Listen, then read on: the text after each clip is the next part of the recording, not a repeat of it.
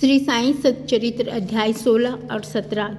शीघ्र ब्रह्म ज्ञान की प्राप्ति, ब्रह्म ज्ञान की योग्यताएं, बाबा का उपदेश, बाबा का वैशिष्ट्य। इन दो अध्यायों में से एक धनाढ्य ने किस प्रकार साईं बाबा से शीघ्र ब्रह्म ज्ञान प्राप्त करना चाहा था, उसका वर्णन है। पूर्व विषय। गत अध्याय में श्री चोलकर का संकल्प किस प्रकार पूर्णतः फलीभूत हुआ, इसका वर्णन किया गया है। इस कथा में श्री साईं बाबा ने दर्शाया है प्रेम और भक्तिपूर्वक अर्पित की हुई तुच्छ वस्तु भी वैसे हर्ष स्वीकार कर लेते हैं, परंतु यदि वह अहंकार सहित भेंट की गई है तो वह अस्वीकृत कर दी जाती है। पूर्ण सच्चिदानंद होने के कारण वे ब्रह्म आचार विचारों को विशेष महत्व न देते थे और विनम्रता और आदर सहित भेंट की गई वस्तु का स्वागत करते थे। यथार्थ में देखा जाए तो सदगुरु साईं बाबा से अधिक दयालु और हितैषी दूसरा इस संसार में कौन हो सकता है। उनकी तुलना समस्त इच्छाओं को पूर्ण करने वाली चिंतामणि या कामधेनु से भी नहीं हो सकती। जिस अमूल्य निधि की उपलब्धि में हमें सदगुरु से होती है वह कल्पना से परे है। ब्रह्म ज्ञान की प्राप्ति की इच्छा से आए हुए एक धनाढ्य व्यक्ति को श्री साईं बाबा ने किस प्रकार उपदेश किया, अब उसे स्मरण करें। एक धनी व्यक्ति, दुर्भाग्य से मूल ग्रंथ उसका नाम परिचय नहीं दिया गया, अपने जीवन में सब प्रकार के से संपन्न था। उसके पास अतुल संपत्ति, घोड़े, भूमि, अनेक दास दासियां थी। जब बाबा की कीर्ति उसके कानों में तक पहुंची तो उसके अपने एक मित्र से कहा, मेरे लिए अब किसी वस्तु की अभिलाषा शेष नहीं रह गई है, इसलिए अब शिरडी जाकर बाबा से ब्रह्म ज्ञान प्राप्त करना चाहिए, और यदि किसी प्रकार उसकी प्राप्ति हो गई तो उसमें मुझसे अधिक सुखी और कौन हो सकता है। उसके मित्र ने उसे समझाया कि ब्रह्म ज्ञान की प्राप्ति सहज नहीं है, विशेषकर तुम जैसे मोहग्रस्त को जो सदैव स्त्री संतान और द्रव्य उपार्जन में ही फंसा रहता है। तुम्हारी ब्रह्म ज्ञान की आकांक्षा की पूर्ति कौन करेगा, जो भूलकर भी कभी एक फूटी कौड़ी का भी दान नहीं देता है। अपने मित्र के परामर्श की उपेक्षा कर वे आगे आने जाने के लिए एक तांगा लेकर शिरडी आए और सीधे मस्जिद पहुंचे। साईं बाबा के दर्शन कर उनके चरणों पर गिर पड़े और प्रार्थना की कि आप यहाँ आने वाले समस्त लोगों को अल्प समय में ब्रह्म दर्शन करा देते हो। केवल यही सुनकर मैं बहुत दूर से इतना मार्ग चलकर आया हूँ, मैं इस यात्रा से अधिक थक गया हूँ। यदि कहीं तो मुझे ब्रह्म ज्ञान की प्राप्ति हो जाए तो मैं ये कष्ट अधिक उठाना अधिक सफल और सार्थक समझूंगा। बाबा बोले, मेरे प्रिय मित्र, इतने देर न हो, मैं तुम्हें शीघ्र ही ब्रह्म का दर्शन करा दूंगा। मेरे सब व्यवहार तो नगद ही है, मैं उधार कभी नहीं करता। इसी कारण अनेक लोग धन, स्वास्थ्य, शक्ति, मान, पद, आरोग्य, अन्य पदार्थों की इच्छा पूर्ति के हेतु मेरे समीप आते हैं। ऐसा तो कोई बिरला ही आता है जो ब्रह्म ज्ञान के पिपासु हो।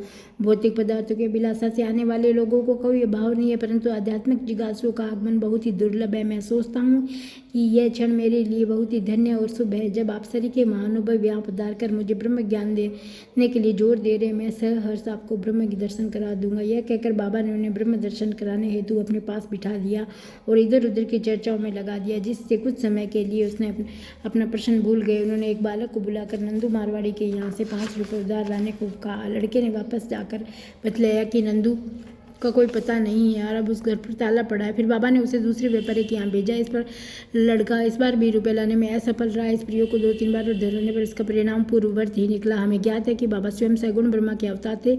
यहाँ प्रसन्न हो सकता है कि इस 5 रुपये शरीर की तुच्छ वस्तु की यथार्थ में उन्हें आवश्यकता ही क्या थी। उन्हें तो बिल्कुल आवश्यकता ही नहीं थी। वे तो पूर्ण रीति से जानते हो कि नंदू घर पर नहीं है। ये नाटक तो उन्होंने केवल अन्वेषक के परीक्षार्थी रचा था। ब्रह्म जिज्ञासु महाशय के पास नोटों की गड्डियाँ थी, और यदि वे सचमुच ब्रह्म ज्ञान के आकांक्षी होते तो इतने समय तक साथ न बढ़ते। जब बाबा व्यग्रता पूर्वक 5 रुपये उधार लाने के लिए बालक को यहाँ वहाँ दौड़ा रहे थे, दर्शक बनकर बैठे रहते थे। वे जानते थे कि बाबा अपने वचन पूर्ण कर ऋण अवश्य चुकाएंगे। यद्यपि बाबा द्वारा इच्छित राशि बहुत ही अल्प थी, फिर भी स्वयं संकल्प करने में असमर्थ ही रहा। 5 रुपये उधार देने में उस तक का उसका साहस नहीं कर सका। पाठक थोड़ा विचार करे कि ऐसा व्यक्ति बाबा से ब्रह्म ज्ञान, जो विश्व की अति श्रेष्ठ वस्तु है, उसकी प्राप्ति के लिए आया। यदि बाबा से सचमुच प्रेम करने वाला अन्य कोई व्यक्ति होता तो वह केवल दर्शक न बनकर तुरंत 5 रुपये दे देता, परंतु इस महाशय की दशा तो बिल्कुल ही विपरीत थी। उन्होंने रुपये दिए और नहीं शांत बैठे, वरन वापस जल्द लौटने की तैयारी करने लगे और अधिक होकर बाबा से बोले कि अरे बाबा, कृपया मुझे शीघ्र ब्रह्म ज्ञान दो। बाबा ने उत्तर दिया, मेरे प्यारे मित्र, क्या इस नाटक से तुम्हारी समझ में कुछ नहीं आया? मैं तुम्हें ब्रह्म दर्शन कराने का ही प्रयत्न कर रहा हूँ। संक्षेप में तात्पर्य है कि ब्रह्मा का दर्शन करने के लिए 5 वस्तु का त्याग करना पड़ता है। 5 प्राण, 5 इंद्रिया, मन, बुद्धि, अहंकार, ये हुआ ब्रह्म ज्ञान। आत्मानुभूति का मार्ग भी उसी प्रकार है जिस प्रकार तलवार की धार पर चलना है। श्री साईं बाबा ने फिर इस विषय पर विस्तृत वक्तव्य दिया, जिसका सारांश यह है, ब्रह्म ज्ञान की आत्मानुभूति की योग्यता सामान्य मनुष्य को प्राय अपने जीवन काल में ब्रह्म ज्ञान के दर्शन नहीं होते, उसकी प्राप्ति के लिए कुछ योग्यताओं का होना नितांत आवश्यक है। मुमुक्षुत्व, मुक्ति की तीव्र उत्कंठा, जो सोचता है कि मैं बंधन में हूँ और इस बंधन से मुक्ति चाहता हूँ, तो उस देह की प्राप्ति करने के लिए उत्सुकता और दृढ़ संकल्प से प्रयत्न करता रहे, उसके प्रत्येक परिस्थिति का सामना करने को तैयार है, इसे वही आध्यात्मिक मार्ग पर चलने योग्य है। विरक्ति, लोक परलोक के समस्त पदार्थों से उदासीनता का भाव है। एक वस्तुएं, लाभ, प्रतिष्ठा जो कि क्रमजन्य है, जब तक इनसे उदासीनता उत्पन्न न होगी तब तक उसे आध्यात्मिक जगत में प्रवेश करने का अधिकार नहीं है। अंतर्मुक्ता, ईश्वर ने हमारी इंद्रियों की रचना ऐसी की है जिसकी सार्वभौमिकता वृत्ति सदैव बाहर की ओर आकृष्ट करती है। हमें सदैव बाहर का ही ध्यान रहता है, न कि अंतर का। जो आत्मदर्शन और दैविक जीवन के इच्छुक है, अपनी दृष्टि अंतर्मुखी बनाकर अपने में ही लीन होना चाहिए। पाप शुद्धि, जब तक मनुष्य दुष्टता त्याग कर दुष्कर्म करने नहीं छोड़ता है, तब तक उसे पूर्ण शांति ही मिलती नहीं है और न ही मन स्थिर रहता है। वह मात्र बुद्धि बल द्वारा ज्ञान का लाभ कदा भी नहीं कर सकता। उचित आचरण, जब तक मनुष्य सत्यवादी, त्यागी, अंतर्मुखी बनकर ब्रह्मचार्य व्रत का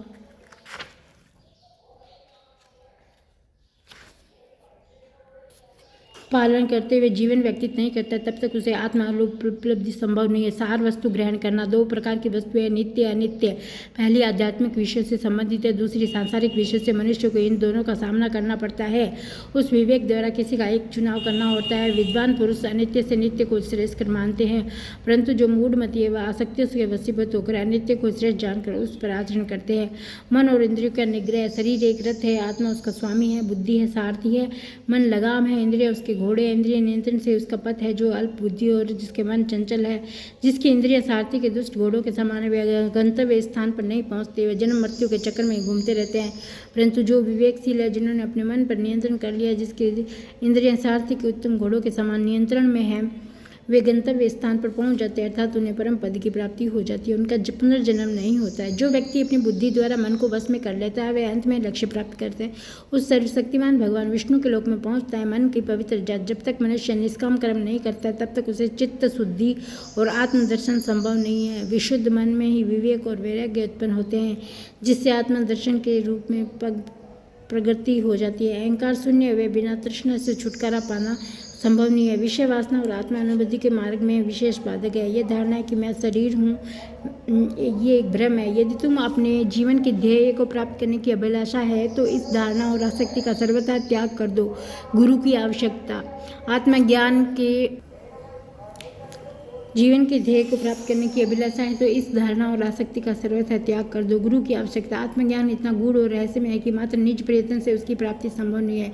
इस कारण आत्मानुभूति प्राप्त गुरु की आवश्यकता, आत्मज्ञान गूढ़ और रहस्य में है, मात्र निज प्रयत्न से उसकी प्राप्ति संभव नहीं है। इस कारण आत्मानुभूति प्राप्त गुरु की सहायता परम आवश्यक है। अत्यंत कठिन परिश्रम और कष्टों के उपरांत भी दूसरे क्या दे सकते हैं, ऐसे गुरु की कृपा से सहज प्राप्त हो सकता है। जिससे स्वयं उस मार्ग का अनुसरण कर अनुभव कर लिया हो, वही अपने शिष्य को भी श्रद्धापूर्वक पग पग पर आध्यात्मिक उन्नति करा सकता है। अंत में इस कृपा पर परम आवश्यक है। जब भगवान किसी पर कृपा करते हैं तो उसे विवेक और वैराग्य देकर इस भव का सागर से पार कर देते हैं। यह आत्मानुभूति न तो नाना प्रकार की विद्याओं और बुद्धि द्वारा हो सकती है और न शुष्क और वेद अध्ययन द्वारा ही। इसके लिए जिस किसी की आत्मा का वर्ण होता है उसी को प्राप्त होती है तथा उसी के सम्मुख वे अपना स्वरूप प्रकट करती है। कठोपनिषद में ऐसा ही वर्णन किया गया। बाबा का उपदेश, जब यह उपदेश समाप्त हो गया तो बाबा उन महाशय से बोले कि अच्छा महाशय, आपकी जेब में 5 रुपये के 50 गुना रुपयों के रूप में ब्रह्म है, उसे बाहर निकालिए। उसने नोटों की गड्डी बाहर निकाली और गिनते गिनते सबको आश्चर्य हुआ कि 10-10 के 25 नोट थे। बाबा की यह सर्वज्ञता देखकर महाशय द्रवित हो गए और बाबा के चरणों पर गिरकर आशीर्वाद की प्रार्थना करने लगे। तब बाबा बोले कि अपना ब्रह्मा का नोटों का बंडल सब लपेट लो। जब तक तुम्हारा लोभ ईर्ष्या से पूर्ण छुटकारा नहीं हो जाता तब तक तुम ब्रह्मा के सत्य स्वरूप को नहीं जान सकते। जिसका मन धन संतान ऐश्वर्य में लगा है वह इन सब आसक्तियों को त्यागे बिना कैसे ब्रह्मा को जानने की आशा कर सकता है। आसक्ति का भ्रम और धन की तृष्णा दुख का एक भंवर है जिसमें अहंकार और ईर्ष्या रूपी मगरों का वास है। जो इच्छा रहित होगा वह केवल वही भवसागर पार कर सकता है। तृष्णा और ब्रह्मा की पारस्परिक संबंध इस प्रकार के कहते हैं, वे परस्पर कट्टर शत्रु है। तुलसीदास जी कहते हैं, जहाँ राम तहाँ काम नहीं, जहाँ काम नहीं राम, तुलसी कबू होत नहीं, रवि रंजनी एक ठाम। जहाँ लोभ है वहाँ ब्रह्म ज्ञान के चिंतन और ध्यान की गुंजाइश ही नहीं है, फिर लोभी पुरुष को विरक्ति और मोक्ष की प्राप्ति कैसे हो सकती है। लालची पुरुष को न तो शांति है, न ही संतोष है, और न वह दृढ़ निश्चय ही होता है। यदि कण मात्र भी लोभ मन में शेष रह जाए तो समझना चाहिए कि सब साधनाएं व्यर्थ हो गई। एक उत्तम साधक यदि फल प्राप्ति की इच्छा या अपनाने का कर्तव्यों का प्रतिफल पाने की भावना से मुक्त नहीं है तो, और यदि उसके प्रति इसमें रुचि न हो तो सब कुछ व्यर्थ ही हुआ है। आत्मा अनुभूति प्राप्त करने में सफल नहीं हो सकता। जो है अहंकारी और सदैव विषय चिंतन में रखता है, उस पर गुरु के उपदेशों और शिक्षा का कोई प्रभाव नहीं पड़ता है। अतः मन की पवित्रता अत्यंत आवश्यक है, क्योंकि उसके बिना आध्यात्मिक साधनाओं का कोई महत्व नहीं है, वह नीरा दम्भ ही है। इसलिए श्रेय यही है कि जो मार्ग बुद्धिगम्य है उसे अपनाए। मेरा खजाना पूर्ण है और मैं प्रत्येक की इच्छा अनुसार उसकी पूर्ति कर सकता हूँ, परंतु मुझे पात्र की योग्यता और अयोग्यता का भी ध्यान रखना पड़ता है। जो कुछ मैं कह रहा हूँ यदि तुम उसे एकाग्र होकर सुनोगे तो तुम्हें निश्चय ही लाभ होगा। इस मस्जिद में बैठकर मैं कभी असत्य भाषण नहीं करता। जब तक घर में किसी अतिथि को निमंत्रण दिया जाता है तो उसके साथ परिवार, अन्य मित्र, संबंधी आदि भी भोजन करने के लिए आमंत्रित किए जाते हैं। बाबा द्वारा धनी महाशय को दिए गए इस ज्ञान भोज में मस्जिद में उपस्थित सभी जन सम्मिलित थे। बाबा का आशीर्वाद प्राप्त कर सभी लोग उस धनी महाशय के साथ सहर्ष और संतोषपूर्वक अपने अपने घरों को लौट गए। बाबा का वैशिष्ट्य। ऐसे संत अनेक है जो घर त्याग कर जंगल की गुफाओं, झोंपड़ियों में एकांतवास करते हुए अपनी मुक्ति और मोक्ष प्राप्ति का प्रयत्न करते रहते हैं। वे दूसरों की किंचित मात्र भी उपेक्षा न कर सदा ध्यानस्थ रहते हैं। श्री साईं बाबा की इस प्रकृति के नहीं थे। यद्यपि उनके घर द्वार, स्त्री, संतान समीप दूर के संबंधी नहीं थे, फिर भी वे संसार में ही रहते थे। केवल 4-5 घरों से भिक्षा लेकर सदा नीम वृक्ष के नीचे निवास करते, समस्त सांसारिक व्यवहारिक करते रहते। इस विश्व में रहकर किस प्रकार आचरण करना चाहिए इसकी भी वे शिक्षा देते थे। ऐसे साधु या संत प्राय बिरले ही होते जो स्वयं भगवत प्राप्ति के पश्चात लोगों के कल्याणार्थ प्रयत्न करें। श्री साईं बाबा इन सब में अग्रणी थी। इसलिए हेमाड़ पंथ कहते हैं, वह देश धन्य है, वह कुटुंब धन्य है, वे माता पिता धन्य है जहाँ साईं बाबा के रूप में असाधारण परम श्रेष्ठ अनमोल विशुद्ध रत्न उत्पन्न हुआ है। श्री सद्गुरु साईनाथ अर्पणमस्तु। शुभम भवतु। ओम साई राम।